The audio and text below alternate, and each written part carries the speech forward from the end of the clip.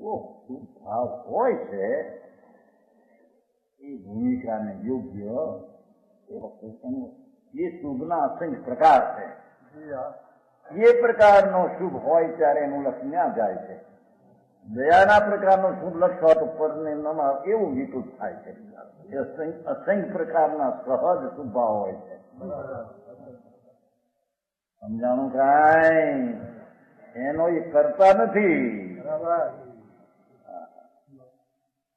જ્ઞાની શુભ ભાવનો કરતા નથી.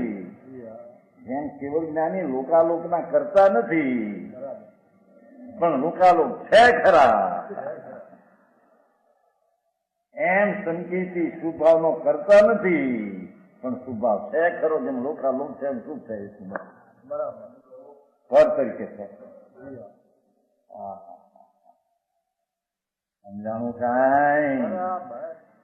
सम्यक दृष्टि तो व्यवहार से मुक्त है. व्यवहार एनी पर्यायમાં નથી. વાત છે ને, વ્યવહાર પરદ્રયમાં ગણી નાખ્યો છે. સમજાણું કાંઈ? અહીં કહે છે સ્વપર શિષ્ય એવી પ્રતિમા એની, એને વિતરાગ સ્વરૂપ જાકે કહું હતું નહીં, એને પ્રતિમા કઈ છે. दर्शन ज्ञान करी निर्मलता जिनके पाइए, ऐसे मुनि की गुरु शिष्य अपेक्षा अपने ने पर की चालती दे खुलासा करे. ऊपर જે ऊपर હતું ને, निग्रंथ वितराग मुद्रा स्वरूप है. तो जिन मार्ग विषय प्रतिमा है, वितराग मार्ग में तो आ प्रतिमा कई है.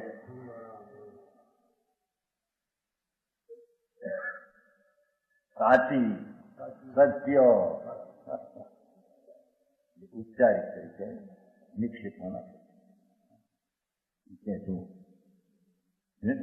અનકલ્પિત હૈ. અનમાં બીજા કલ્પિત માર્ગ કહીને પ્રતિમા થતી છે તો કલ્પિત છે. और धातु पाषाण आदि કરી દિગંબર મુદ્રા સ્વરૂપ પ્રતિમા કહીએ. धातु पाषाण જે પરદ્રવ્ય છે એની આકૃતિની મૂર્તિ, એને મૂર્તિ કહીએ એ વ્યવહાર है. પણ सूबी बाय प्रकृति ऐसी હોય तो व्यवहार में माने. इससे क्या कहीं શું કહ્યું કે મુદ્રા જેવી દિગંબર છે એવી હોય તો વ્યવહાર માનશે.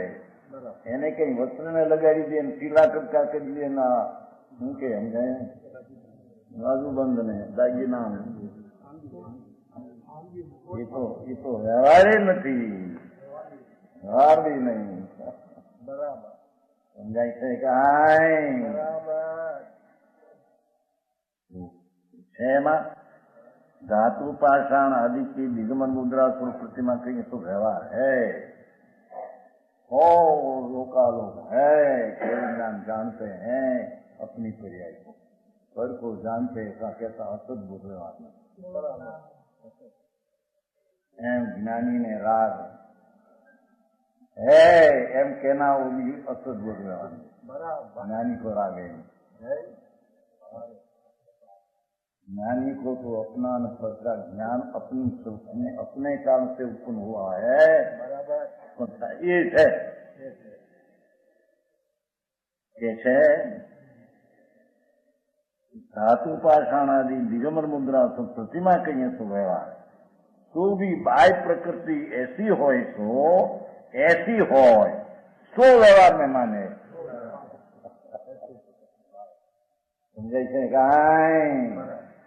ભગવાન વિતરાગ મુદ્રા અતિમ પ્રભુ વિતરાગ પોતે હતા ને એવું વિતરાગ કોણ જ્યાં પાસે માથું જાણું છે. પીલું ચપકું કરે તો એ વિતરાગતા મુદ્રી મુદ્રા ન રહી. હે જાણું કાંઈ? આ પ્રતિમાને પેલું કરે તેમ કઈ છે. પ્રતિમા વિતરાગ મુદ્ર પ્રતિમા ન રહી. સમજાણું કાંઈ? એ કઈ વિતરાગ પ્રતિમા છે માટે શુભ ભાવ થાય છે એમ નથી. એ કાળે જયારે શુભ ભાવ હોય છે ત્યારે એનું લક્ષ ત્યાં એટલી મર્યાદા છે. એને દીખીને શુભ ભાવ થાય છે એમ નથી, એ તો પરવતું છે. પરને દીખીને શુભ કે શુભ થાય એમ છે સમજાણું કાંઈ?